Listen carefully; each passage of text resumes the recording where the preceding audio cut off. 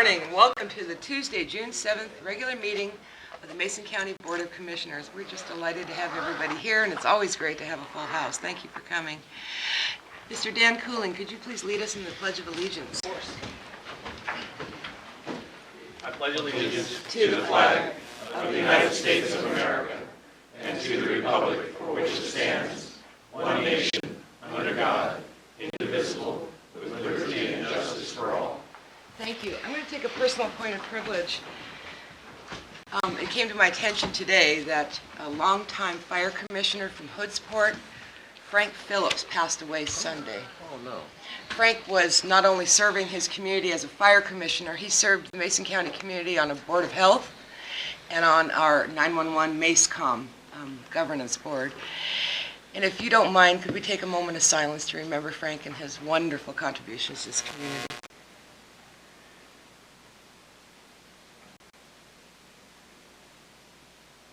Thank you. I believe he's survived by a wife. I know I used to run in the grocery store a lot, and I'll miss Frank a lot. He was a steady volunteer for this community. Well, I'm really surprised to hear that. I didn't know. Frank was, must have been very sudden because Frank was doing well last week. But worked with him on a lot of projects up at Cushman. I know Frank was in his 80s, but he's a very dedicated individual, so we'll miss Frank a lot. Mm-hmm. Next we'll have the roll call. Commissioner District 1, Randy Netherland. Here. Commissioner District 2, Tim Sheldon. I'm here as well. Commissioner District 3, Terry Jeffries. Here. Next is our correspondence and organizational business. Can you please report the correspondence received by the Commission? The Liquor and Cannabis Board sent a special occasion application for Mason General Hospital Foundation and a list of businesses with liquor and cannabis licenses due to expire within 90 days. Larry Coppola resigned from the UGA Advisory Committee.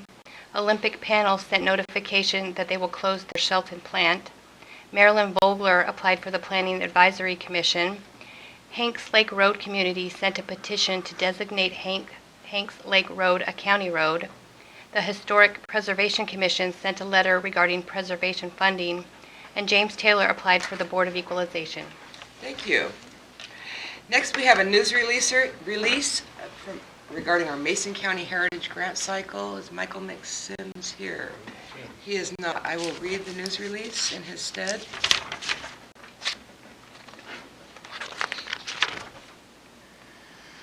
Mason County Heritage Grant Cycle. The Mason County Commissioners and the Mason County Historic Preservation Commission are pleased to announce that applications are being accepted for the summer 2016 Mason County Heritage Grant Cycle.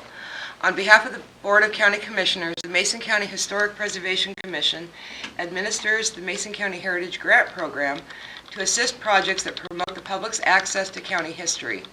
The program is funded with a portion of document recording fees collected by the Mason County Auditor. The allocation of these fees for projects that promote historical preservation or historical programs, which may include preservation of historic documents, is authorized under RCW 36.22.170. The revenues accrue to a dedicated fund and may not be used for any purpose other than those stipulated in the statute. Grants in amounts up to $5,000 may be awarded to qualified organizations for professional development, public education, small capital projects, collections management, heritage investigations, and historic preservation. This is a reimbursement grant. It is very important that organizations consider application for this grant, read the grant guidelines, and other details on the Mason County website. And then it gives the web address. Grant applications are available on the Mason County website, again, the address. Proposals can be mailed to the Mason County Historic Preservation Commission, 615 West Alder Street in Shelton, and postmarked no later than June 30th. Applications may also be hand-delivered to that same address no later than 4:30 p.m. June 30th. Questions should be directed to Michael McSims at 427-9670, extension 571. We have an announcement of a bid award. Melissa McFadden, our county engineer. Good morning, Commissioners. Public Works Department would like to announce the bid award for the installation of snow retention guards for the Public Works facility. The board authorized Public Works to advertise set bid opening date and time and award the contract on August 14th of 2014. We received one bid on Friday, April 29th. John Lupo Construction Incorporated out of Aberdeen, Washington was awarded the contract with a bid amount of $12,555. And the snow stops were completed yesterday, so it was a really quick turnaround. Done so, already. Yeah. Great, thank you. And I understand the bid tabulations of the one respondent are available on our sign-in rostrum. Is there any other correspondence or organizational business to come before us? Thank you. That takes us to item number 5. This is our open forum for citizen input. This is an opportunity for you to address the commission on any items that are not on the agenda. If you'd like to address the commission, please raise your hand. You'll be recognized. Sir, in the back? Yes, please.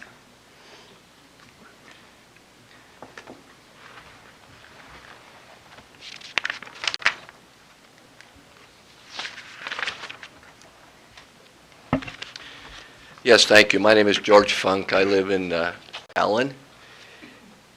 And I'm here to ask the commission to rescind sections 1.02 and 1.03 of resolution number 14608, having to do with annual increases to service fees and connect charges of the North Bay Case Inlet wastewater system resulting from application of a consumer price index. I delivered down here a letter June 3rd. Hope the commission got that. Yeah. It's more detailed than what I'm going to present here.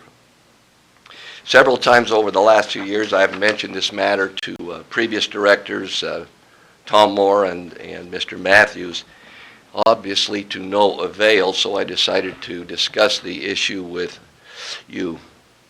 The basic problem is use of a consumer price index. It's relevant because the budget process inherently includes the effects of inflation, when each of the costs are subjected to detailed analysis for the forecast. If the cost and revenue forecast indicates a need for rate increases, then that increase should be included in the budget and be subject to the usual scrutiny and public hearings. At the present time, that increase goes into the first billing in January and has not been part of the budget process review per se. It is also noteworthy that North Bay Case Inlet is the only enterprise fund as to which automatic CPI is applied after the budget has been adopted. If this is such a good idea, why aren't other funds similarly treated? Granted, the effect on rates since 2012 has been rather small. My review shows monthly service rates increased $6.25 from $95.30 to $101.55. That's the monthly service fees. Absent the CPI bump, NBI and BCI rates would be about as low as Belfair. However, the last 4 years CPI has been uncharacteristic of history. From 2005 through 2008, the CPI increased 13.2%. And if we go back to 1979 to 1981, the CPI increased 30.9%. Such increases would have resulted in monthly service rates to be $107.87 and or $124.75. A rough estimate shows the CPI application cost North Bay CI users $90,000 extra over the last 3 years. The rationale for singling out North Bay Case Inlets for this CPI application really escapes me. As you are aware, North Bay Case Inlet has had financial issues since its inception, and its users have stepped up to the plate to shoulder rate increases caused by initial construction cost overruns, additional debt, and finally paying off the settlement of a lawsuit against the county for illegal sludge disposal about 5 years ago. It seems we are ready for some dispensation, and elimination of the consumer price index bump is a reasonable start. Thank you for considering this request. I assume the commission response will result in some further notification. There are a few additional questions that I have, but I won't go into. There's somewhat limited relevance to this information and the letter I sent to you. For example, why hasn't the 2012 resolution authorizing that year's rate increase been updated? As near as I could tell by looking through your website, that there has been no similar resolution since 2012, although those automatic increases have gone into effect since then. So thank you very much. If you have any questions, I'd try to address them. Thank you, Mr. Funk. Do you have a resolution number for the 2012? Excuse Do me? you have a resolution number by chance for the 2012 resolution? Yeah, it's in your letter. I don't have that with me right Oh, now. I'm sorry. The last one I was able to find, and I confirmed that with some folks back there, is Resolution 146.08. I'm sorry, cancel that. It's Resolution 36-11. It's dated June 14th, 2011. Thank you. Okay. Yeah, if I could, Madam Chair. Thanks, George, for coming in and making that presentation. We did get your letter, and I think you raised a really good point. I think it's good. It would be good timing now that we have new leadership in utilities and public works to take a look at that resolution and not just keep doing the things we've been doing in the past without a review. So, thank you. Yeah, I agree. I'd like to set up something for our briefing so we can go over all that. And thank you. Just yesterday had a discussion about how to standardize all of our utilities. Yeah. Thank you very much. Is there anybody else who would like to address the commission? Sir? Yes, please. Apologize for pointing. Morning. My name's Ken Nelson, Hoodsport, Washington, and I'm here to discuss the legalization of WATVs on county roads under 35 miles an hour. Got a little bit here. In 2013, the Washington State Legislature passed House Bill 1632, which expanded the ability of drivers of wheeled all-terrain vehicles to drive on Washington State county roads with speed limits under 35 miles an hour.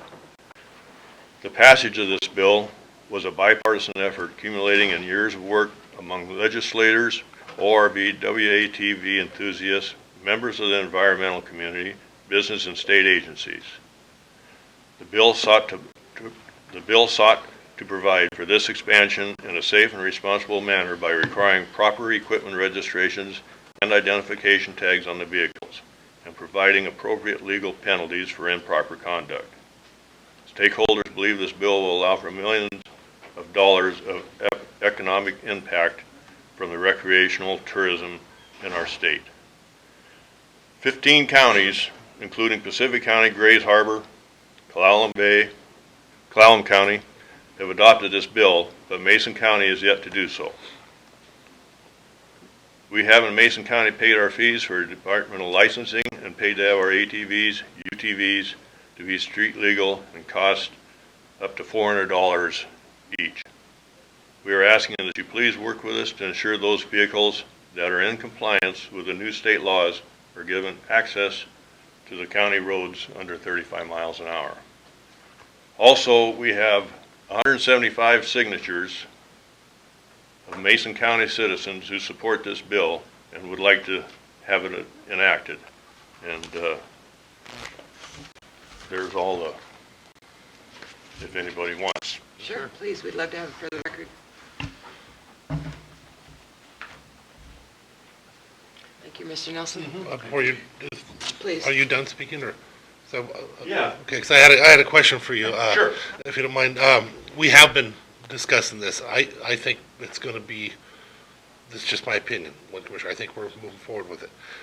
I heard something today that may help a lot, or help me a lot, that there's a possibility that the county can create corridors for these. I'd like to find out a little more about that. And does that mean that we could take a 45 mile per hour road and have it be a corridor for those to operate 35 miles per hour or less in that corridor? Since you guys are doing all this stuff, if you wouldn't mind looking into that a little more, unless you already have that information, I'd sure like to find out more about it. I had never Yeah. heard about that until just about a half an hour ago. We don't have it at this time, but we would look into it. I would love it if you'd share it with us. Okay, when you do. all right, thank you very much. Thank you. Commissioner, did you have a comment? I'll wait there. I think there's Okay. one more, at least one to speak. Sir, did you want to address the commission? Thank you. Good morning. Good My name's morning. Mike Brisbane at 240 North Kokanee Ridge Drive in Hoodsport. Just to follow up on what Ken's saying, specifically what we're doing here is requesting that the commission develop an ordinance designating certain roads in Mason County to be open for use by WATVs, wheeled all-terrain vehicles. And at the very least, at least make it an agenda item that we can expand. Washington State Legislature, in passing House Bill 1632, which became RCW 4609-300, and all of the other RCWs is listed under that for that specific topic, expanded the WATV use on county roads with speed limits under 35 miles an hour. What drove the action was that their findings that off-road vehicles users had been overwhelmed by confusing and varied rules and regulations, ordinances from federal, state, county, and city land managers throughout the state, and that standardization was required for public safety and good order. In fact, I wound up selling my wife and I's ATVs because of that very reason. It was not clear where to use them, what was legal, what wasn't legal. We had multiple communications from Sheriff's Department and others, private landowners, that we couldn't use them in certain areas. We had to trailer them and move them from one area to the other. The intent of Washington State Legislature was to improve the recreation of motorized vehicles in the state and link it, and that access on county roads would be helpful in doing that. So this is one of those steps. Their intent was to increase safety, legal and environmental acceptable motorized recreation, decrease the amount of unlawful environmental harmful motorized recreation, generate funds for use in maintenance, signage, education, and enforcement of motorized recreational opportunities, advance a culture of self-policing and abuse intolerance among motorized enthusiasts, cause no change in the policies of any government or agency with respect to public land, and not change any current off-road vehicle usage routes. Also, to stimulate rural economies by opening certain roadways to use by motorized recreationalists, which would stimulate economy through expenditures in gas, lodging, food, drink, and other entertainment purposes, and require all WATVs to obtain a metal tag. Consistent with RCW 4609-455, a person may not operate a WATV on public roadway within the boundaries of a county unless the county by ordinance has approved the operation of the WATV. It is our request that Mason County authorize the operation of WATVs on county roads designated for that purpose. Further, that Mason County conduct a public review to open certain county roads with a posted speed limit of 35 miles an hour or less that are not already designated for off-road vehicles, and that this list be made public so that we know where we can go. Thank you. Thank you. Madam Chair, one of the issues, we keep putting the sheriff in a bad position because we have briefed on this a few times, and we've been trying to get him to tell us yes, but we got a problem that he keeps running into. He still has to try to enforce it on roads that we 45 miles. Yeah, we don't have a lot of 35 mile per hour roads. We have a lot of Right. 45 mile per hour roads. So he gets in a bad position. So it's hard for him to have to be able to say yes if it puts him in a position where he can't really enforce it. Right. And then he ends up creating a law or helping to support a law that. I don't know what leeway we would have, but is it possible to make an exception? Well, that's why I asked about that corridor concept. That one comment about a corridor, I'm wondering if we can create certain corridors specifically for That use would of be great. ATVs where there's signs that go up in that corridor for ATVs are 35 miles per hour. I don't know that. It just, Yeah. like I said, until I heard that this morning, that's the first time I'd ever heard anything. Yeah. on that. That would be great, thank you. You guys want a copy of this? Please. Madam Chair, one thing I was thinking, I did have a conversation with Kim Johnson, who's our attorney with the Senate Transportation Committee, about the bill, and she was very clear that it doesn't apply with roads over 35. But the corridor concept is intriguing, but I think if we just went ahead and enacted an ordinance just like the other counties have, in Okanagan, and our attorneys know some of the other counties in eastern Washington that have done this, and even in western Washington that have done it. At least we've gone that far. Then we'll go to look to the next step. But I'd like to see us just take the action to put this on our books so that we can implement the state law as it's written now, and then go farther if we can a little later. Because, you hate to get one bite, but maybe we'll get a little bit bigger bite later. And I know John has been working real hard. He'll tell us about his efforts too. So, Madam Chair, I also would like for us to put it on briefing so we can go ahead and see if we can pull together at least the basic. Yeah. Get this thing started, but at the same time, let's find out if we can create a corridor of any manner. Mr. Eaton. Hi, my name's John Eaton. I own Dirt Cheap Cycle here in town. It's 900 Olympic Highway here in Shelton. And I'm here in support of this. And I've been working on these kind of things for well over a decade. And I see great benefit to this county with this being implemented. It's not just the capture of outside tourism dollars, which we will see some of that, but it's a lot of our residents that live here that have ORVs and ATVs that go to other counties to recreate because they have difficulties recreating here. And of course we have Strataline ORV Park, and we've got Tahuya, but there's nothing right here. And I have been working with some of the large timber companies in acquiring land. Right now I have approximately 20,000 acres with the possibility of another 5,000 coming in. This is going to be in the Mason Lake, Lake Trask, and Emerald Lake area. And it's going to be an environmentally sound ORV park. Most of that land is glacial till, so it's relatively difficult to hurt it, but there's a lot of stringent rules that are going into it to make sure that it's done in a safe and environmentally safe manner. Our citizens and residents could recreate there, and some from out of county could recreate there as well. And I don't want people to think, well, if we get this thing passed, that there's just going to be quads running crazy all over the county. I think it's going to be in relatively localized areas, because the idea, at least with Green Diamond, was kind of a carrot and stick type method. If we give you this area to play in, and you can get that muddy, and you can do whatever you want out there, you've got to stay out of the formal dining room and living room, out of all these other areas. And if you get a trespass ticket where you're not supposed to be, you lose your privilege to recreate in this 20 to 25,000 acres. So I see that most people would be compliant in wanting to keep what they had, and because they do have a local place to play, and then stay out of the areas that they're supposed to stay out of.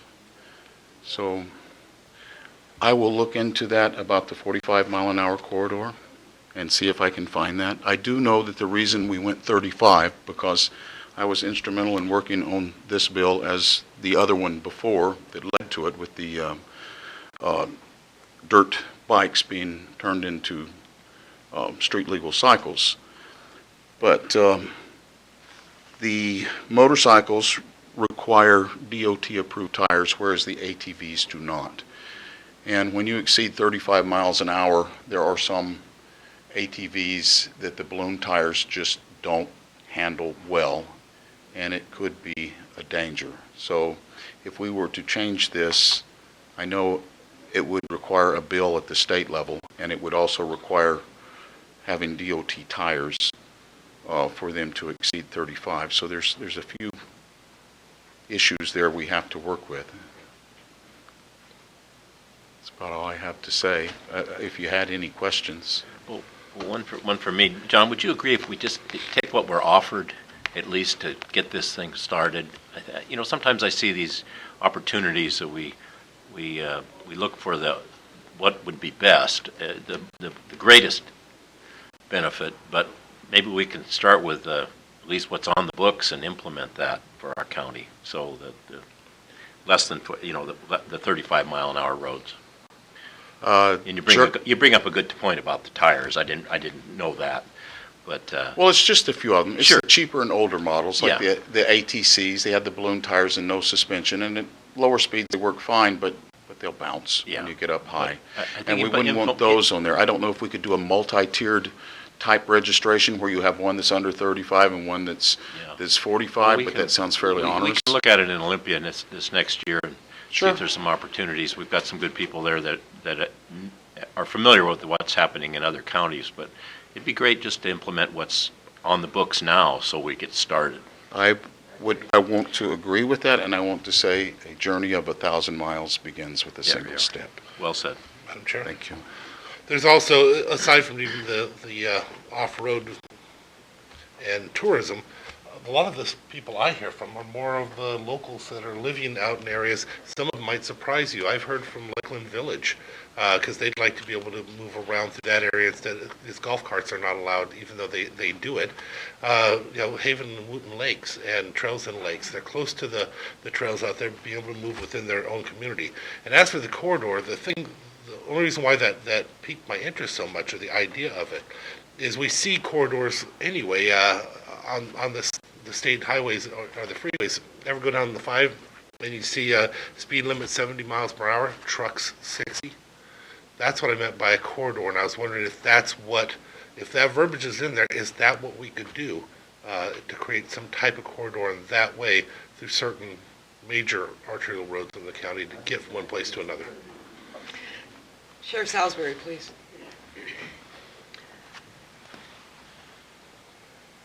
I want to make a couple clarifying points. It was out there for a while that I was against this, and for those of you, many of you that actually grew up with me here, I rode ORVs most of my life, or dirt bikes and things. And I spent my first job at the sheriff's office was as an ORV deputy doing ORV enforcement, so I'm fairly familiar with this. I think the concern that Mr. Eaton brought up was regarding the speeds, and I think one of the things that's changed, and I've talked to the other sheriffs in the state of Washington on this as early as last week.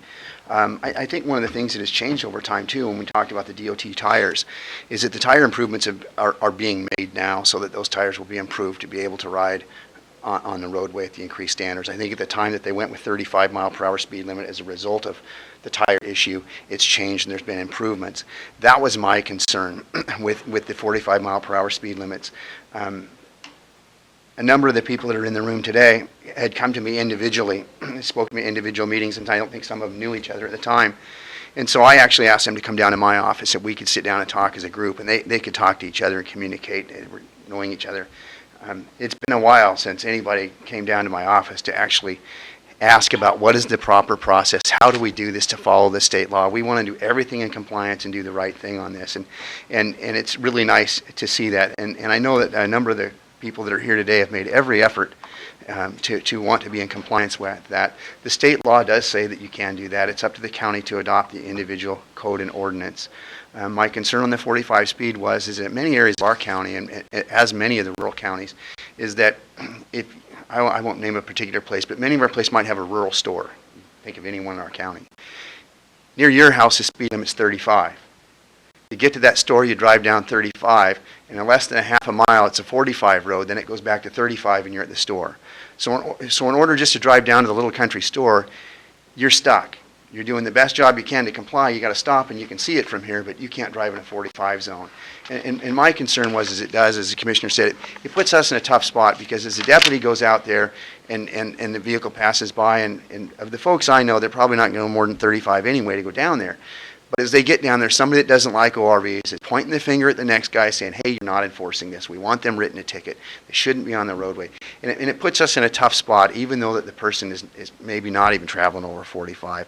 And the corridor idea, or maybe adopting what you have now and getting to the legislature to change that later might be the way to go. I don't think at the time there was that concern on the tire issue and some other things. And I don't think, as in many things, as things move through the legislature, that the people that have to enforce it and be involved in it are always involved in it at the beginning, and it changes towards the end. So there was some concerns. The other thing that was addressed that has been a little bit difficult for law enforcement people is the inconsistency of the counties. We and Jefferson County right now, as I understand, are the only two on the Olympic Peninsula that have not approved this. I spoke with the Jefferson County Sheriff and some of his command staff last week. He said they hadn't even, excuse me, this hadn't brought to their attention. They weren't even worried about it. But the consistency for somebody to go from one county to the next and not know what the law is really difficult on this thing, the way it was, sorry, Senator, the way it was passed in the legislature on this checkerboard pattern. It's very tough. If a person is in Eastern Washington, they come over, they're all licensed, they do everything right, and they're out there and they don't realize the law has changed. There's no consistency, and I think being consistent is a good thing. We personally have not had any ORV issues with people, being non-compliant, flying up and down the roads or something like that, other than the people are going to do it anyway. It's just like speeding. We can't enforce every speeding ticket. The people are going to follow the law and follow the speed limit are going to follow it. The people that aren't, and that's why they're there to enforce it. I just appreciate that this group has taken the time to come down to our office, discuss this, go over all the safety issues on that thing. I think I've made my concerns made about the speed. It's not the speed of the vehicle that I'm worried about. It's the inconsistency of the areas that you can ride, not ride, and how do you enforce that. So I don't have any objection to what they're trying to do, just to be in compliant with Washington state law and be consistent with the other counties in our region and for the most part across the state of Washington. So trying to be a law-abiding citizen, I don't have a problem with that. Thank you. Thank you. Is there anybody else that would like to address the commission? Yes. Ma'am. I just wanted to talk about, Christine Vanderwall, 1825 Ward Road, Shelton. Could you speak up a little, please? Speak up a little, just a little. That's not a Christine, microphone, so that's just it would help if it was. And it goes back out over the TVs and over the internet, and that's for him.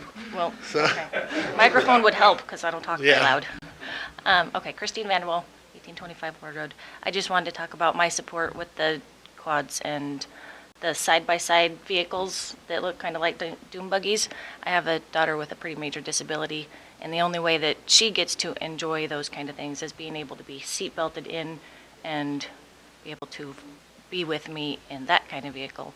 And I've actually been one of the ones that the sheriff has had to talk to when somebody has said, hey, you're doing what you're not supposed to be doing. And we're all seat belted and have all our horns and beepers and everything that we need for the road, but I can't take her someplace without being a seat belt. And I would really appreciate being able to not have to be pulled over by somebody when it's legal.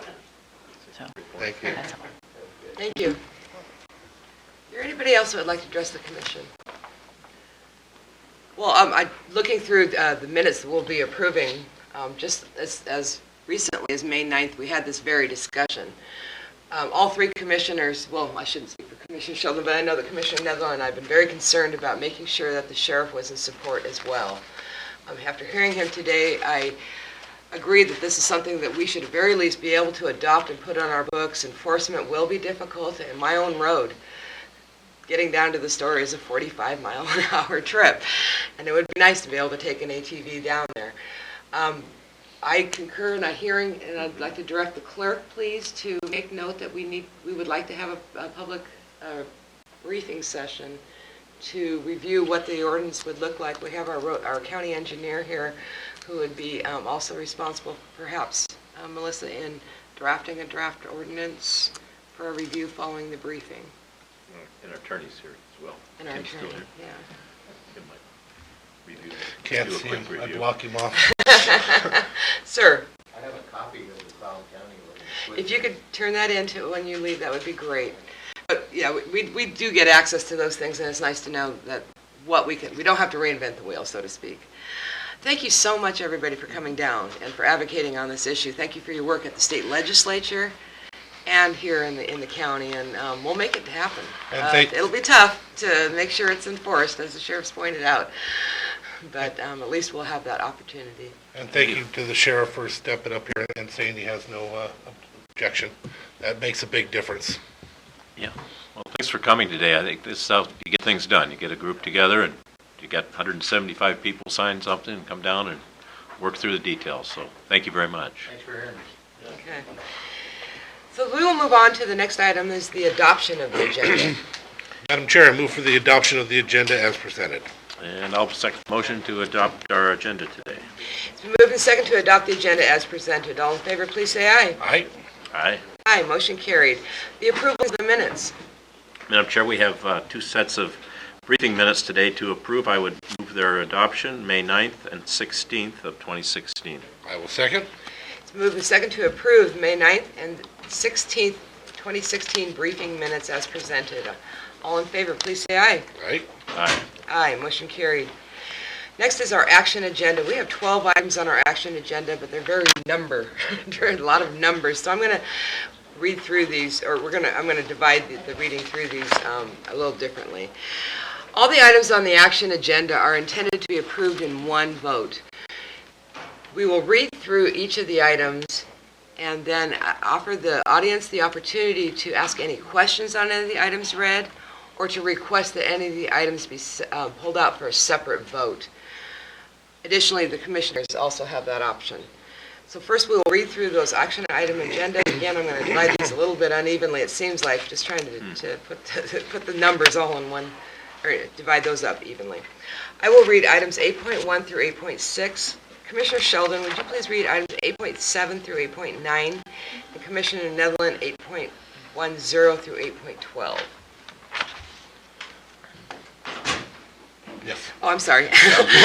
First, item 8.1, approval to appoint Joshua Luck to fill an unexpired term for the citizen-at-large position on the Veterans Advisory Board for a term ending September 16, 2018. 8.2, approval to nominate Madison Larson and Jeannie Raywalt to the Thurston Mason Behavioral Health Organization Advisory Board.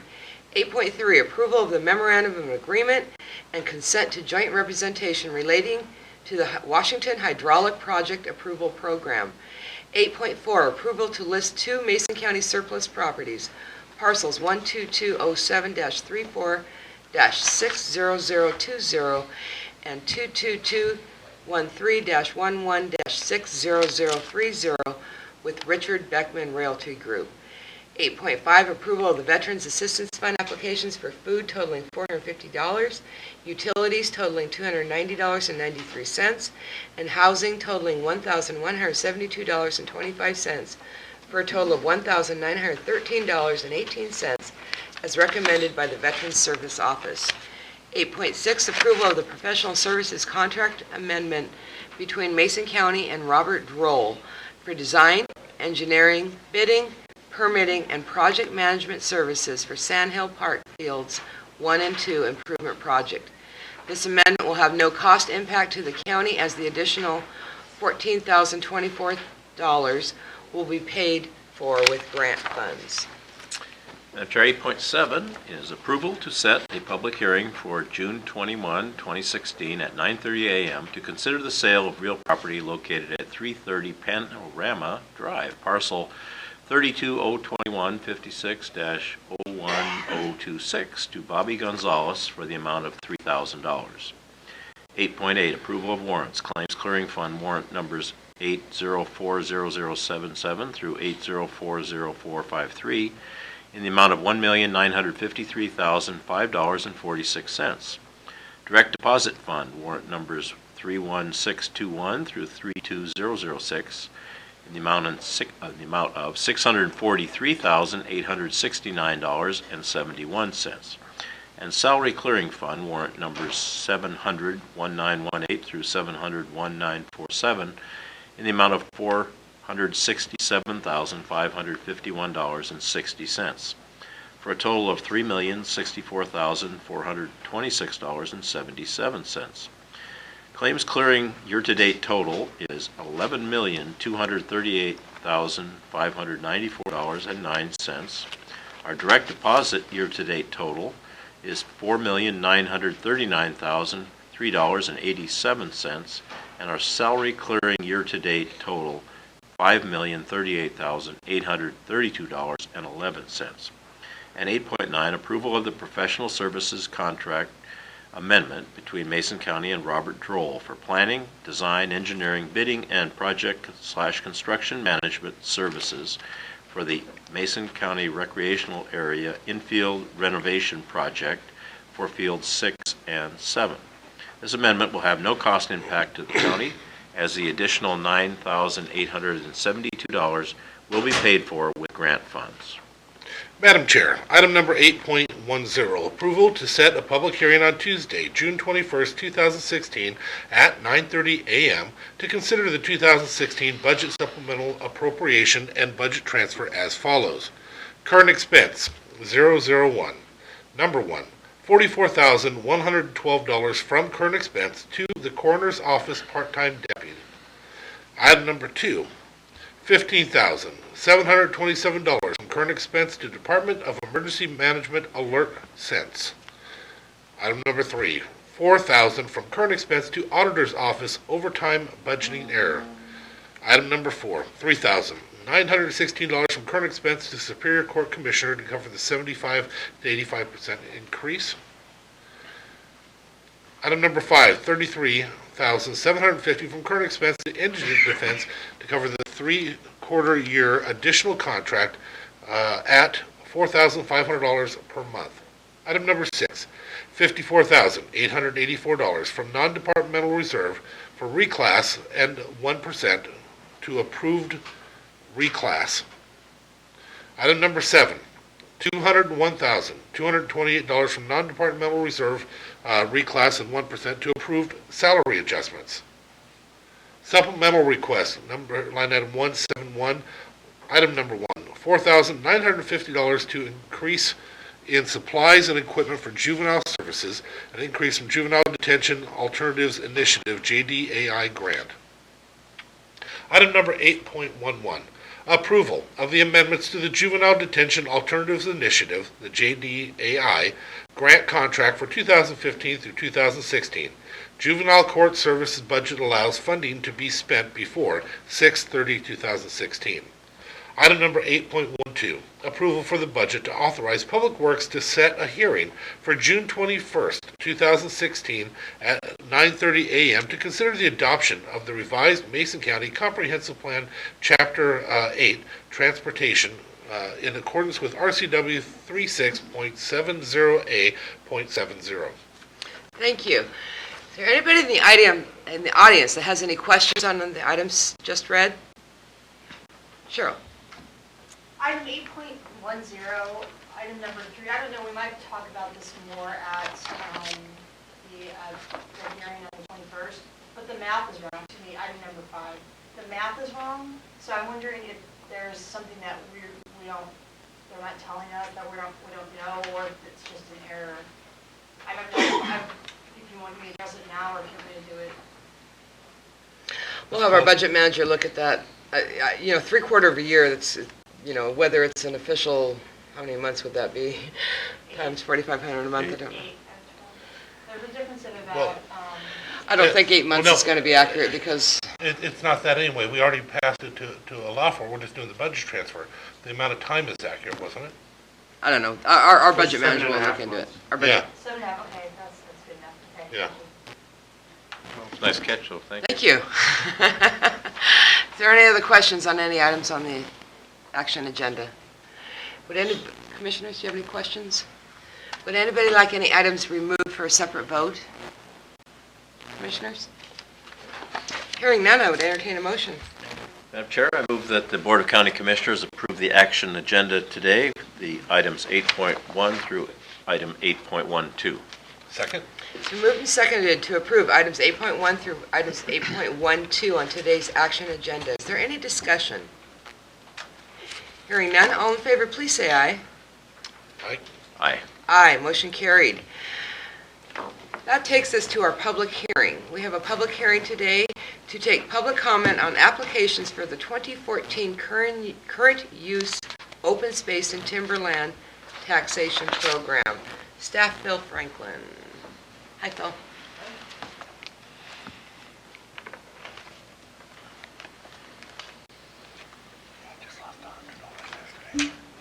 My name is Phil Franklin. I'm with the Mason County Assessor's Office. Been there a long time. How many years, Phil? 28. 28. 28 years. Congratulations. I've been there over half my living life, so. Well, you nobody wanna look knows at this it that topic way. better than you then, huh? I just realized that last year when I'd been there 27 years and turned 55 this year, so. Been there a Congratulations. longer time. Yeah, there was a little break in there of a few months, but basically it comes down to 28 years. Anyway, the current use program is a program that has basically three main options that you can apply for, with a fourth that's kind of a supplement to one of the other ones. Those are current use open space, current use timberland, current use farm and agriculture, and historical farm and agriculture is the one that's kind of a subcategory of farm and ag. And the county commissioners are required to have a public hearing for two of the programs, and that's current use open space and current use timberland. I'm kind of their eyes and ears. I go out and look at all of it, make contact with the applicants when needed, and check the guidelines and make sure that it falls in within the guidelines of the program. There is a fee to apply for this program. It's $250 per parcel. If it's a first-time application, if you're going to transfer from one program to another, it's a $125 fee. And which one would you like me to do first? Open space, timber? Let's start with open space. Okay, in the current use open space 2014 applications, there were 15 applications. And to give you an example, that's probably a real basic year, numbers-wise. Some years we have more, some years we have less.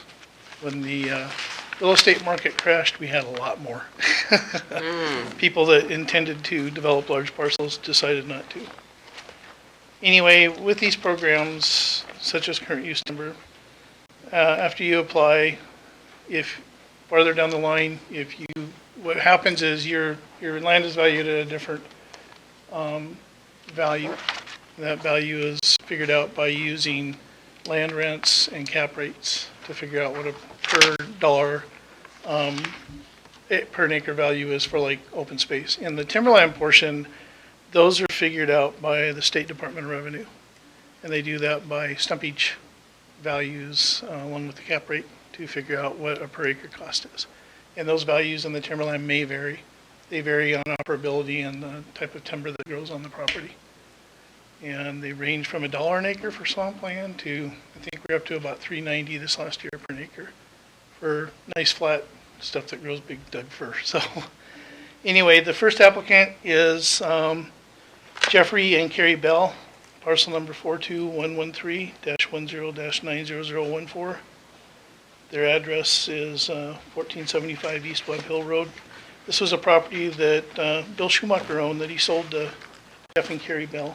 And Bill had it in designated forest land, which was either a single parcel of 20 acres or more, or combined parcels, contiguous as we call them. And since they bought less than 20 acres from Mr. Schumacher, they asked that it be transferred into the current use open space program. They don't intend ever to log it. If you're familiar with where the property is, it has a lot of critical slopes, and it also drains into the Skokomish Valley area. The amount the applicants asked for were 9.37 acres, and the assessor made the recommendation that 9.37 acres be allowed into the open space program. The second applicant, Max Garrett, property address 141 East Anderson Lane. This is a total acreage parcel of 6.17 acres. that he is requesting go into the program. This property is sloping with some level areas at the top, and they also have 125 feet of waterfront on Puget Sound that is high bank. The assessor's office made the recommendation that 5.17 acres of the backlands be allowed in to qualify for the open space program, and the waterfront will stay at market value. The third applicant, Max Garrett, parcel number 22019-76-00060, 141 East Anderson Lane. Again, this is a 5.74 acre parcel that is owned by Mr. Garrett. It has an improvement on the property, which is a pole-built metal garage slash barn. Again, has a little bit of pasture on it. It's starting to grow over. And that's where the pole-built metal garage is located at. The property also has 132 feet of high bank waterfront on Puget Sound, and the assessor made the recommendation that 4.74 acres of the property be allowed into the current use program. And that's backland acres, that's not the waterfront. Applicant number 4 is Hama Hama Company. And they've got parcel number 32427-10-70000. It's a big tideland piece that is not shellfish worthy. It's basically right next to the Highway 101 and above 101, so it's not capable of growing shellfish. Basically, it's a wildlife refuge in a lot of ways. If you've ever driven across the Hama Hama, you'll see either elk or duck or geese there all the time. And they asked that whole parcel be allowed to go in. And it's measured as a tideland, which there's a total of 3,762 feet of tidelands on that parcel. And the highest and best use is for it to stay natural. So we've made the recommendation in our office, in the assessor's office, that the whole property be allowed into the open space program. It's also divided by Highway 101. The fifth application, again, is Hama Hama Company, parcel number 32427-44-70940. Again, this is a tideland property that consists of 2,838 feet of tidelands. It's a non-shellfish producing tideland, and it's mainly seagrass and wildlife habitat, again, for waterfowl. I'm sure there's a few seals that kick back there once in a while. If you ever drive along the Hama and you see shiny little round things out there, that's usually what that is. I'm not a big fan of them. Glad to see the whale show up. But anyway, we made the recommendation that the whole property be allowed into the program. Parcel number 32427-10-70890, again, owner and applicant Hama Hama Company. This is a 2,188-foot piece of tidelands, and with it has one small portion. Most of it's located west of Highway 101, with a small portion east of Highway 101. And again, the majority of this is low and wet and wildlife habitat. And we made the recommendation that the whole 2,188 feet be allowed into the program. Application number 7. Parcel number 41902-31-00000. Harry and Kay Hibbler are the applicants. This property is on Lurcher Road. And it sits in a naturally sloping area that feeds Gosnell Creek that runs into Lake Isabella, which runs into Mill Creek. They've requested that 17.09 acres of the property be transferred to the current use open space program. And the assessor made the recommendation that 17.09 acres be allowed to go into the current use open space program. When I say transfer, if I remember right, I think this was in Farm and Agriculture at one time. And they've made the decision that they are going to continue to farm, but not for like farmers market, commercial purposes. It's just going to be for private use, and maybe for, they said that there was the possibility of allowing groups to come in to experience, what it's like to farm and harvest and stuff like that.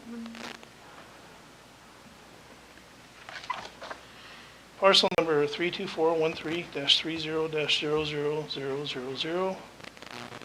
The Canal LLC. This is a 23.18 acre parcel with 300 feet of high to medium bank waterfront on Hood Canal.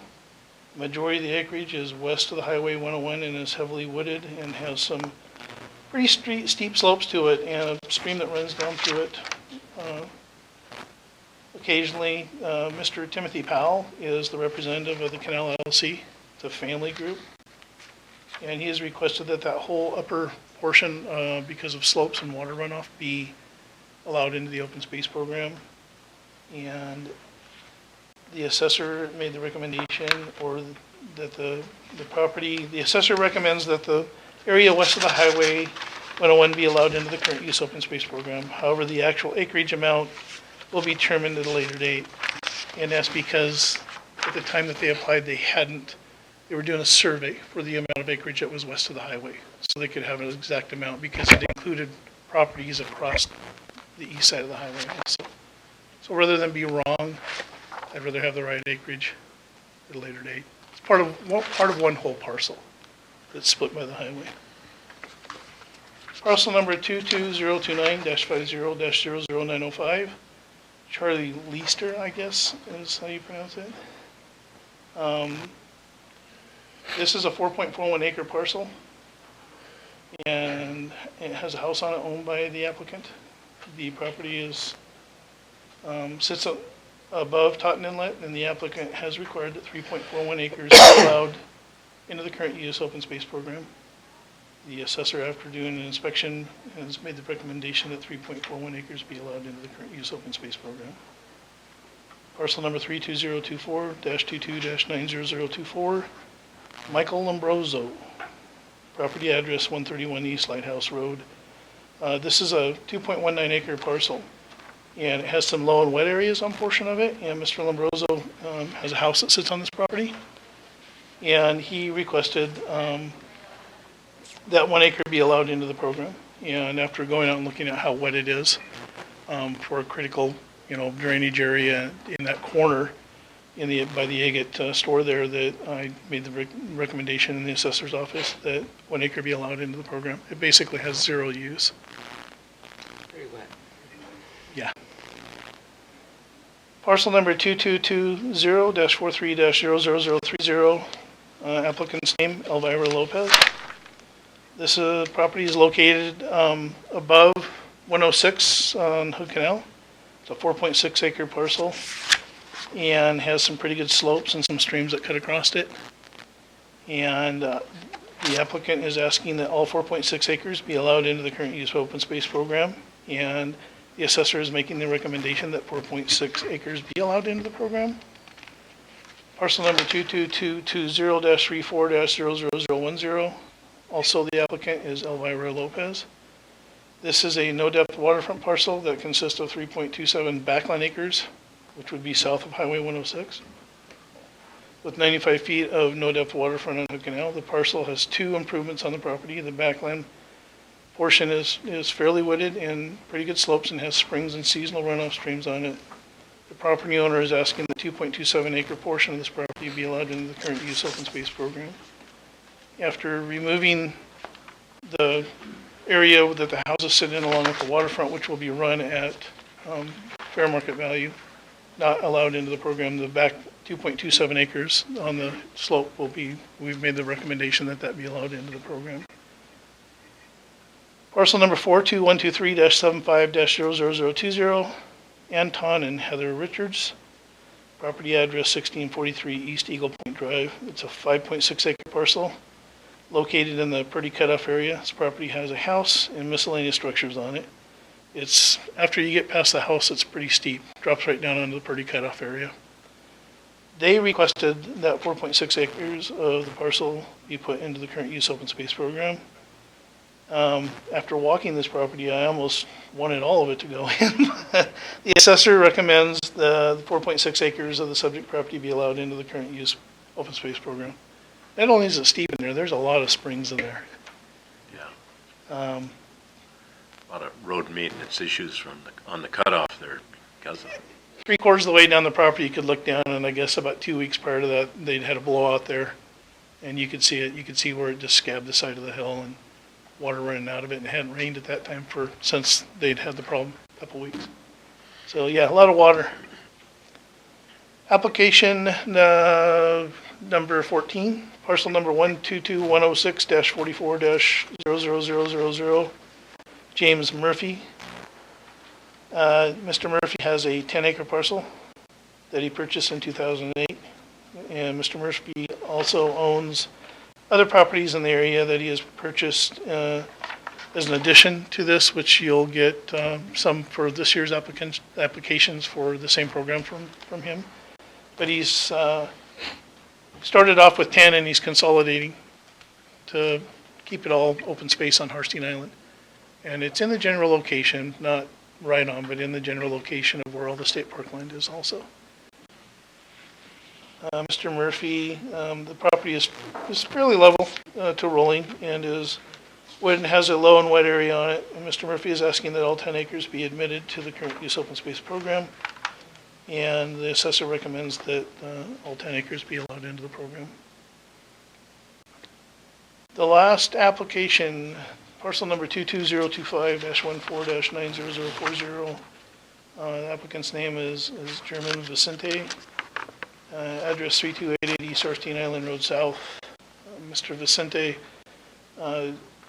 this property is in the general area of Jarrett Road and Inspiration Way. The property is fairly level with trees and shrubs on the majority of it. The applicant is requesting that 10.15 acres be allowed into the current use open space program. And due to the fact that the assessor recommendation on it is that due to the fact that there's a residence on it, that 9.15 acres be allowed to go into the current use open space program.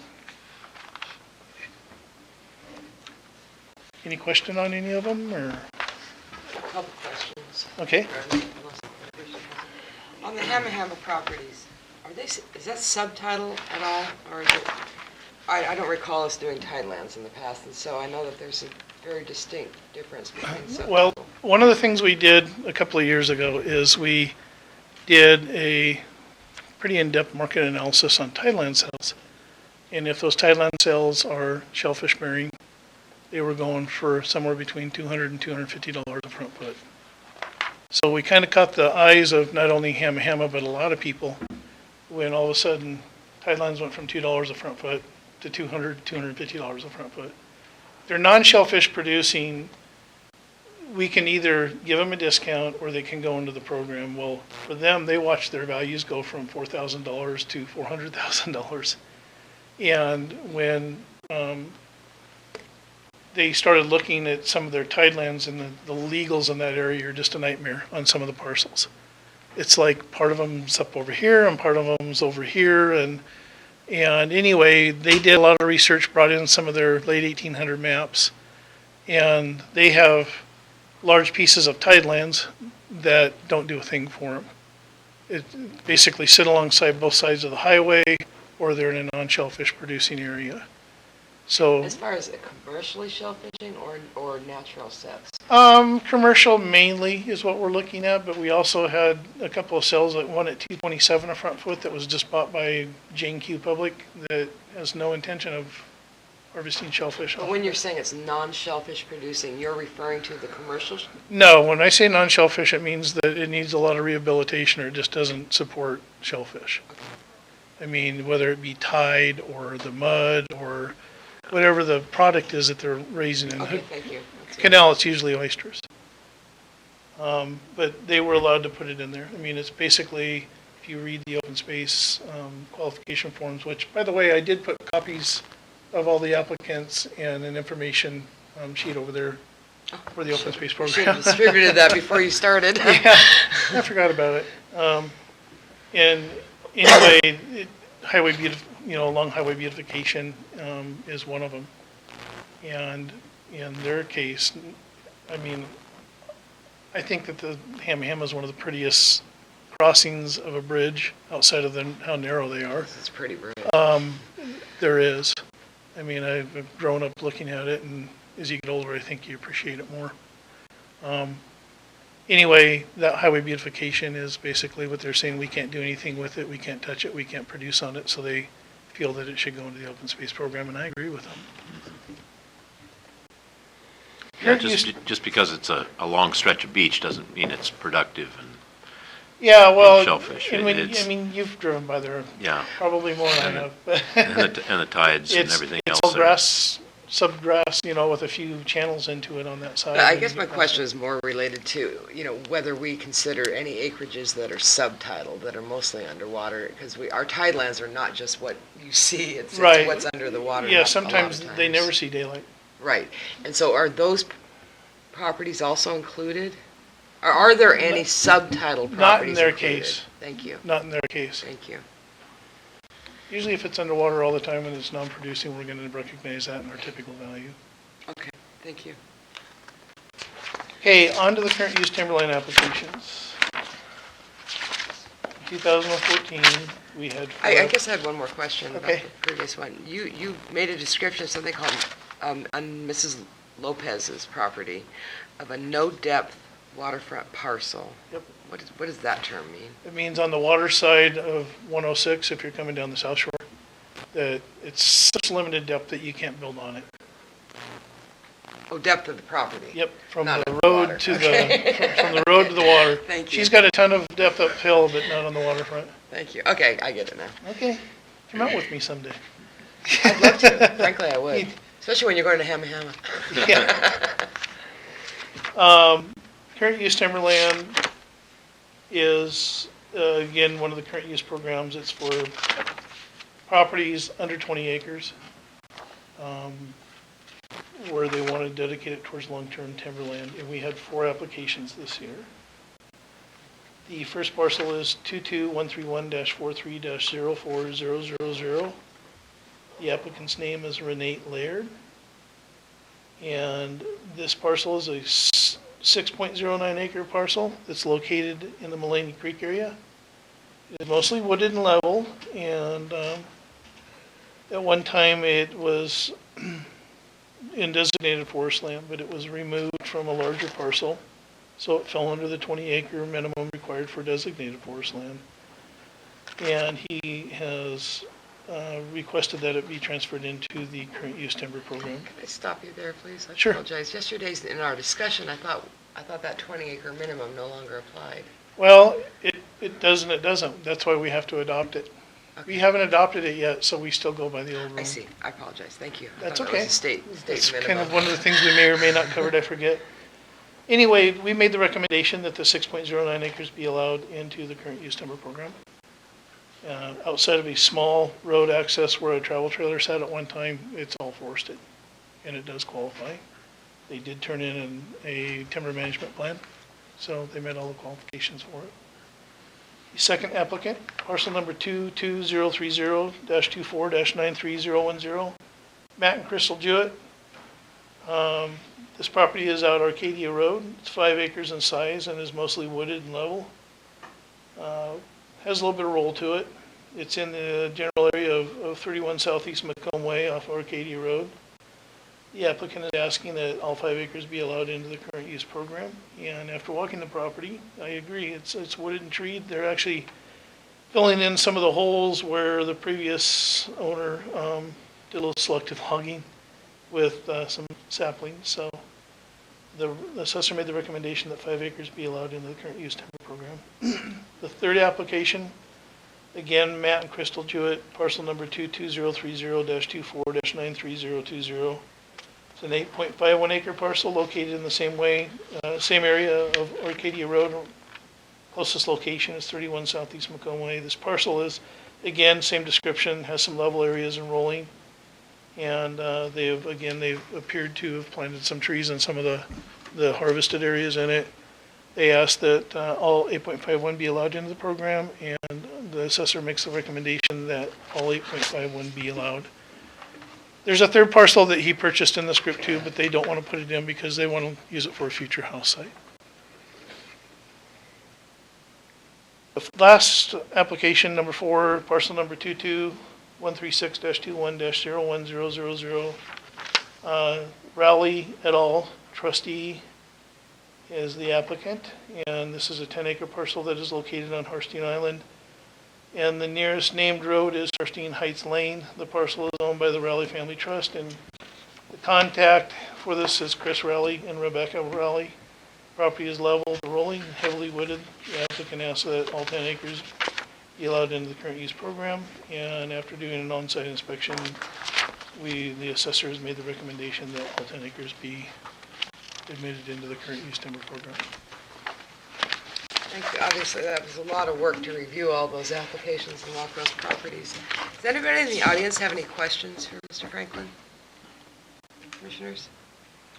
Just one, probably in the book here, but to remove, what's the penalty for removing property from the current use timber program? It's prorated for the current year for the taxes, and then you'll pay back taxes for 7 years. So is that the same as is designated as 10, isn't it? Well, it's 9 plus prorated for the current, but the kicker on the current use is that you may pay a 20% penalty Okay, if you don't give us enough warning or if it hasn't been in the program long okay, enough.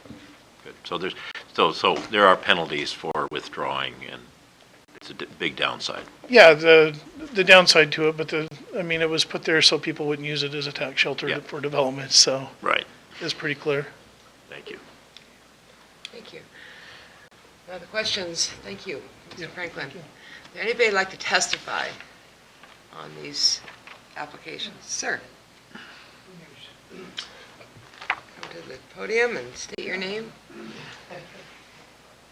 Hope I don't stick my foot in my mouth now. You'll do I fine. think I'm coming out of this favorably. But I just brought some, Could you state your name, sir, for the Jim record? Murphy. Tim Murphy, Yeah. thank you. I own that 10 acres that the assessor was talking about. And I have some things that the timber companies always, about every 6 months, send me a thing about, they want to log my property. Right. And, this has been going on I've had 17 acres down there in open lands preservation for over 20, well, not quite 20 years, or maybe over 20 years. I don't know. I've lived there since 1986, and Bill Hunter was the one who put it in open land preservation for me.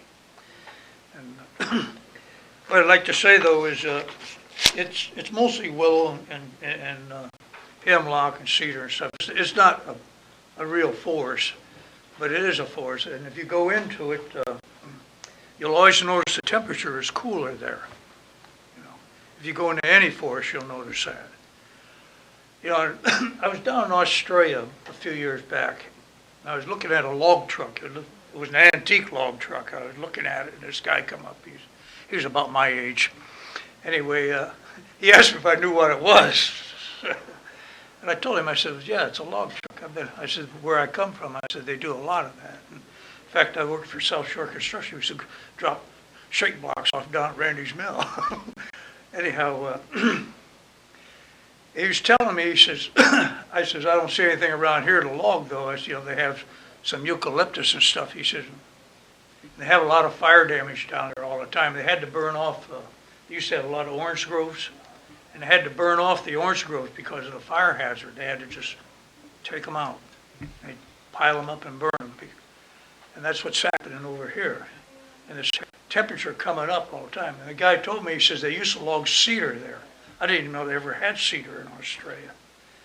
He said, but the ground temperature came up. He says, the cedar is, is not seeded so much as it's root, He says, once the ground temperature come up, it wouldn't replace itself once they clear cut it. And that's what, and that's the main reason I want to get it in open land preservation. And there's animals live over there and stuff like that. And I'd like to also, there's a right-of-way to that property. It's been abandoned for about 20 years. I closed it off. No authority or anything.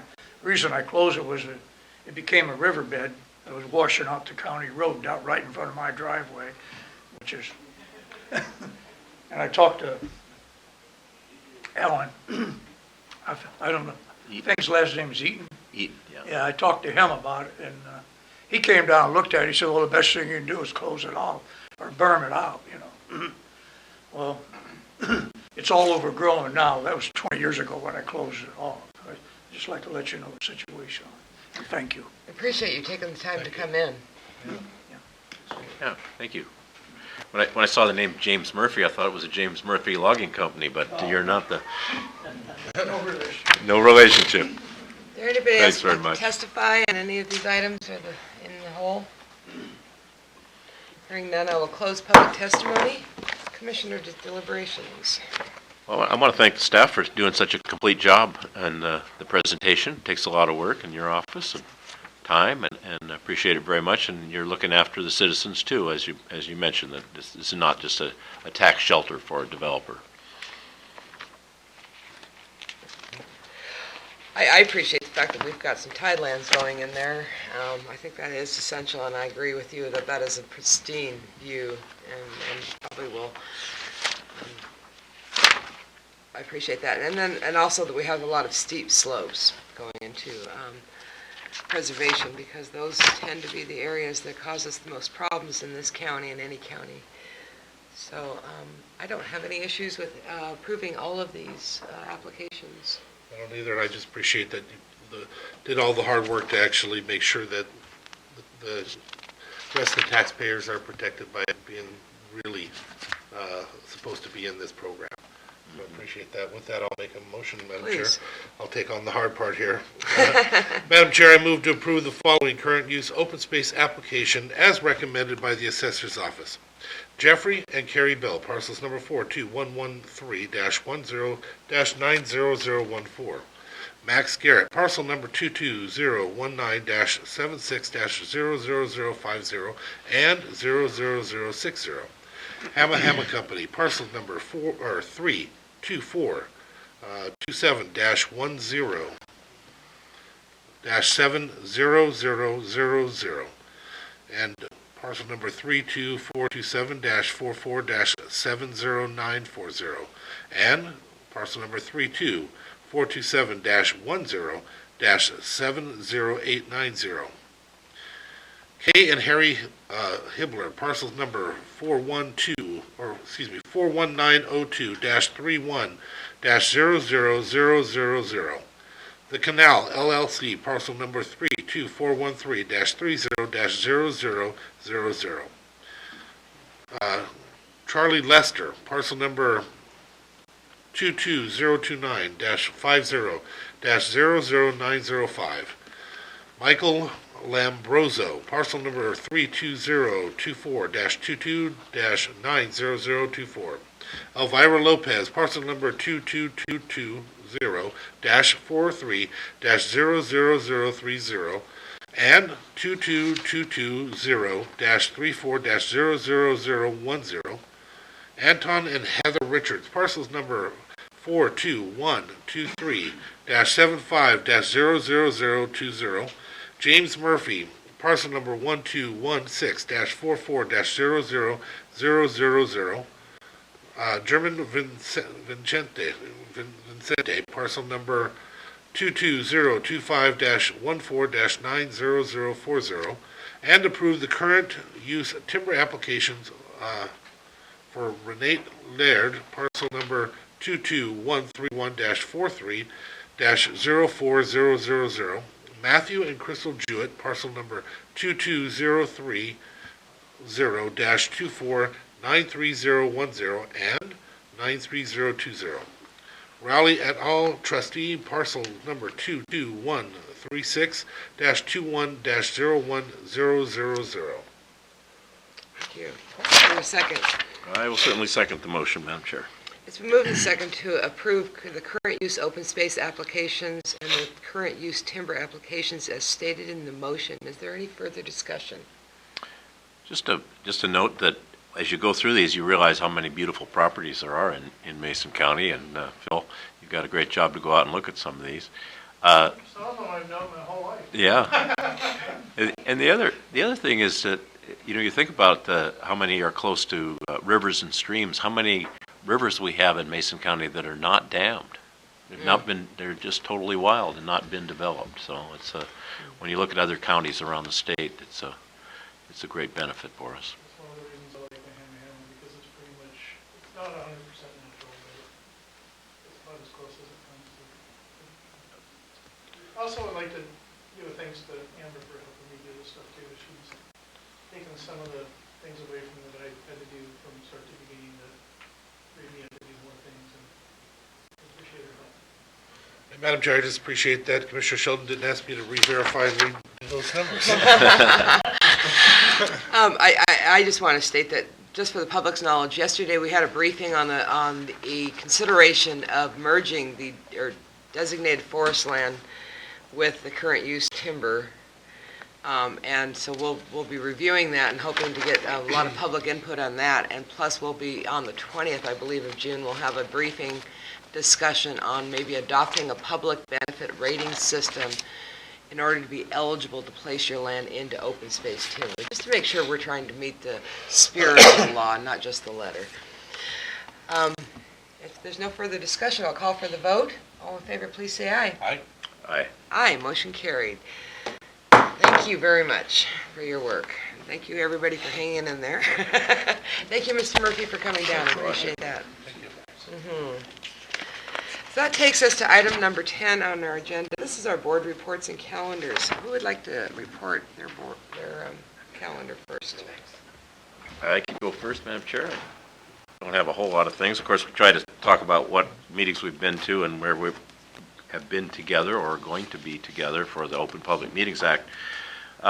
Last week, I had a chance to meet with Jerry Houth, our new Public Works and Utilities Director, and talked to Jerry before the meeting that we had on our fifth Tuesday meeting in Belfair, which was a very good meeting, and thank you for chairing that. I attended the Public Power Council meeting in Portland with PUD 1 and PUD 3, talking about a lot of the rate issues that are going on right now, and Bonneville Power's efforts to control costs. About a third of your power bill goes to fish mitigation projects on the Columbia. A third of your power bill here in Mason County is paying for all the fish projects, and they've never, fisheries projects always start but never end, but they're continuing, and the federal agencies are charged with doing a biological plan. It's called the BIOP, the biological opinion, and that has been challenged in federal court for many years, and all the federal agencies thought they finally had a plan that would pass muster with Judge Simon, a federal judge in Portland, and it did not.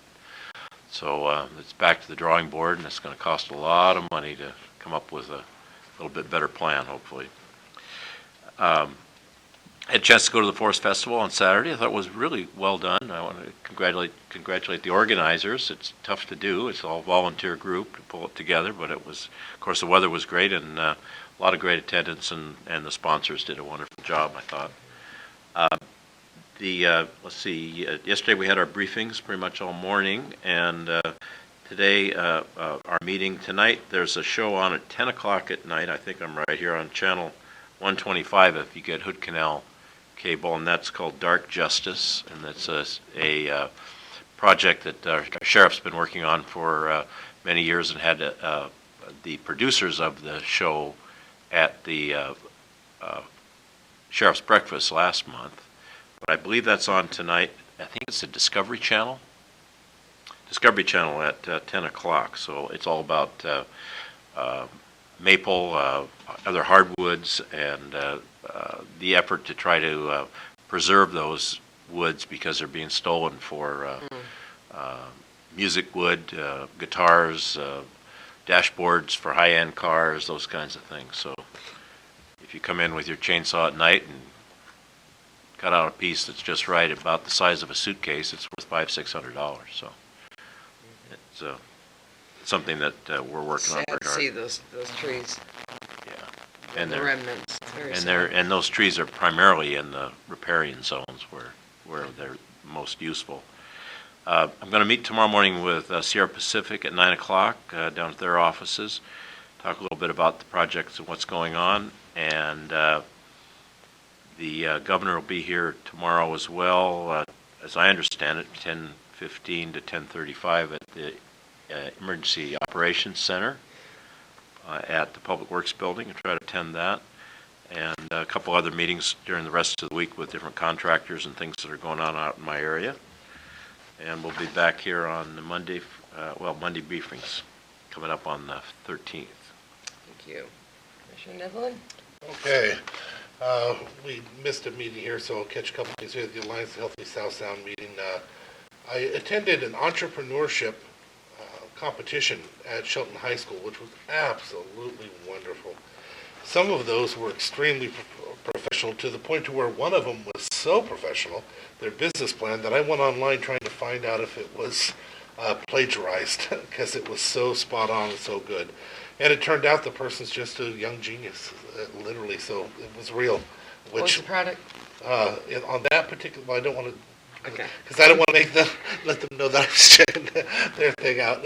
It was the business plan that was so impressive, but they had quite a few different ones. One of the best parts, in the past, they had an issue with not wanting to be here. Remember hearing about that?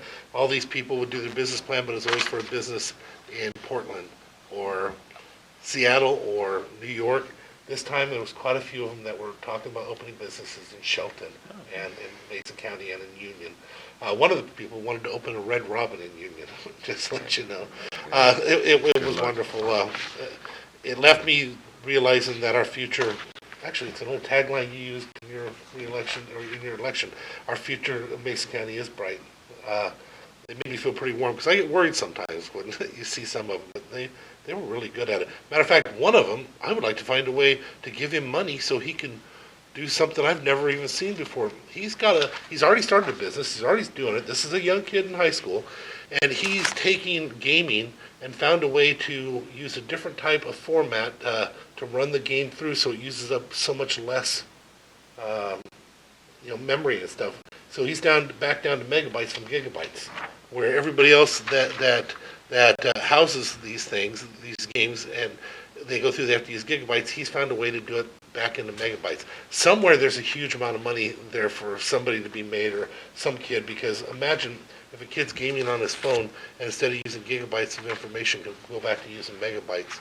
There's a huge savings out there for this. And like I say, he's just a young kid. Advanced Manufacturing Roundtable. Our Tuesday, fifth Tuesday meeting. The Women Republican had a luncheon I attended because Wendy Irvin, who served in this county in many different ways, including on the Planning Commission in the past, is now finally moving on. She is moving to be with her family, I think, in Florida. So I went to see her that. I attended a camp with my son. This time they actually gave me a bunk bed. Yes, too short. Yes, I hit my head. Yes, I stubbed my toes. But at least it didn't creak all night and make me think it was going to fall down each time I tried to turn around. So it wasn't as bad. And there's nothing more fun than watching some of these kids. Of course, I do things a little different. Imagine kids walking down and singing, "Oh, I wish I were an Oscar Mayer Wiener," which was wonderful. Or getting my kids to stand up on the table to all the other kids and screaming, "Oh Lord, it's hard to be humble when you're perfect in every way." The kids had a wonderful time, and if you want to see something cute, I have a picture on my phone. They had a shaving cream war, and they're just doused, and it's definitely what camp is made of. They're going to remember it forever. We had our briefings. The 100-day challenge just ended on the homeless. We got to give our staff a little pat on the back. Not just because of what they've done, but I went to this event, and the thing that stood out the most is they showed some of the other counties, and they showed, for Cowlitz, 24 homeless families, and they were able to, I think, house 8, and then they had another showing that they've got 3 or 4 more in the works, and the rest of them. Mason County, it started with 12, but then we found a way to actually go out and do the real numbers, jumped it up to 40, housed 24, then housed another 8, and there's only like 3 left in this group in the last 100 days that they haven't housed. And I got to tell you, I got this weird way of looking at things. I'm looking at these boards, and I realize our housing people can kick their housing people's butts. I was impressed when I looked at it and got done with it. Had a left board meeting, and then the dark justice on that wood. The saddest part about that, because I was in that industry, as you heard, I had a shake and shingle mill, and we also dealt with some of that. The saddest part about it that I don't know if it's going to be in there is how much of it is not done. They'll fall a tree thinking that there's some pieces in there they can take, only to find out that it's not. And so it was a huge maple gone for no reason. And the worst part is, if they take a few pieces out of it, they can't come back a week or so later, because as soon as it stains and turns brown inside the wood, it's again no good. So it almost reminds you of the old elephant and the tusks. The way that it's done, it's a sad thing, but it's also a good business for honest people that do it. And they can do it during the logging process. There's a lot of ways where money can be made there. Coming up the next week, Future Farmers of America has asked me to come down and speak with them. We have interviews for our community development director, for our community service support service director. Cascadia Rising will be seeing the governor. EDC meeting. I have an interview with the Farm Bureau. League of Women Voters is having their annual, which is always a good one to attend, by the way. They have it at Harmony Hill. WASAC is having a webinar. I will be attending with Commissioner Jeffries a meeting with Thurston County and others in regards to the mental health and the programs that she's been working so hard on. I want to be there not only to support her, but help to move those programs forward with all the work that she's been putting in. There's a Democratic meeting. There's a Donuts with Dads meetings. I'll be meeting with some detectives, business development with the EDC. There's a kickoff for Michelle Collier. I don't know if you'll be attending that. Okay. I attended a graduation the other day at UW, and the alarm went off. All those poor kids, and when it came back, they all just lined up and said, forget it, and they just named the names. It was that bad because people didn't come back. They went out, it was hot. Hundreds of people left the thing. When they came back, 2/3 of them were gone. They just didn't come back. It was such a sad thing. But I have another graduation. We'll be going to Husky Stadium, 10,000 people. The Trails In potluck, our briefings, and then our meeting. Thank you. So last week, or 2 weeks ago, attended one of the healthcare roundtables regarding the industry of the healthcare industry and how that can be promoted here in Mason County and built up. The Olympic College partnered with North Mason High School to provide some research opportunities for some of their graduating nursing students, and I went to a presentation on those, and I appreciate the partnership between Olympic College and our high school. Our Shelton School District held their first most inspirational student dinner and award banquet. Each of the schools in the Shelton School District chose 4 students. The teachers chose 4 students in the schools that were recognized for being inspirational to the other students. So it goes a little bit beyond the usual words where you're either athletically inclined or musically inclined or academically inclined, and just people that are acknowledged for supporting other students. And that's a first, and it's part of the initiatives around the Graduation Matters, just to appreciate as a community, and it was wonderful. And a young gentleman I know wasn't a recipient, so it was nice to be there to cheer him on. Let's see, went to the Allen Community Association meeting, and they shared some of the joint collaborative efforts that they want to start doing to support both the Allen community as well as the Belfair community, and hopefully just work together on issues.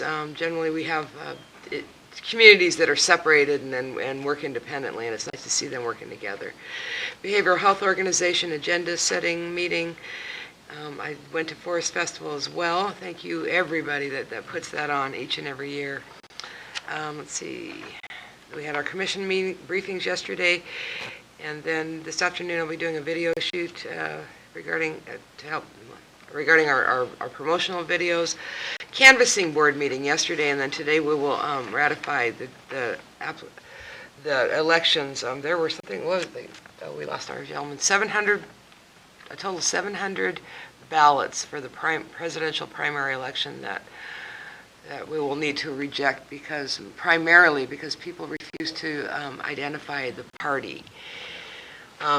Primary voting in Mason County has changed, for presidential elections due to some requests from the parties themselves that you have to identify a party and vote within that party. And if you don't identify a party, or if you identify a party but vote for a candidate in the other party, unfortunately, those ballots had to be rejected. And you couldn't vote for one in each party. And so there were a lot of very upset voters with even having to do that, but you can thank some of our parties for that. Thank you. and as Auditor Herr says, if you don't consider yourself a member of a party, this election's not for you, because this is the function of the parties nominating the presidential candidates. So that explains it better, I think, for folks. It was a very expensive election, $11 million statewide. Plus, there'll be cost overruns because of a requirement that if your application was rejected, or your ballot was rejected, the county auditors were required to send a letter giving you a second shot at least identifying a party, and that got very expensive. I think something like 1,200 letters went out. First-class mail with return postage, as required by law. Let's see, I'll be meeting, so a canvassing board, and then we have all day long interviews for our new support service director position we need to fill, meetings with behavioral health organization staff on some of our tax funds that we collect here in the county, as well as the behavioral health organization governance board will have their meeting here in Mason County in these chambers Thursday at 3 o'clock. See, a meeting with the Board of Realtors on Friday, and also attended the manufacturing industry roundtable with Commissioner Netherland. And then I'll be attending Shelton High School graduation on Saturday, back here for commission briefings on Monday. And then the Hood Canal Quarrying Council has their annual retreat on Tuesday the 14th. I don't think we have any more department directors except for our interim director for support services. That's after our Tuesday meeting, but I will be attending that as well, the Hood Canal Quarrying Council. Okay, good.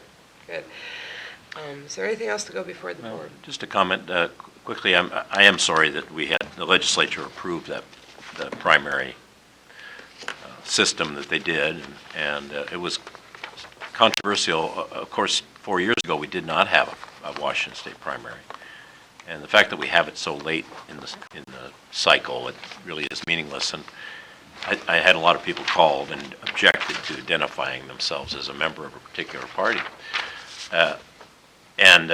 Really what the partisan people in the legislature want is a mailing list. So that's what you're giving them, as a mailing list of what party you prefer, and now you can expect to heap more sorrow on you because you'll be getting calls and letters from the parties. And two real quick other items. I was very sorry again to hear that Frank Phillips from Lake Cushman had passed away. I'm sure that was unexpected because he was here at our health board meeting just last month. But the other big event, of course, over the last couple of days has been the death of Muhammad Ali.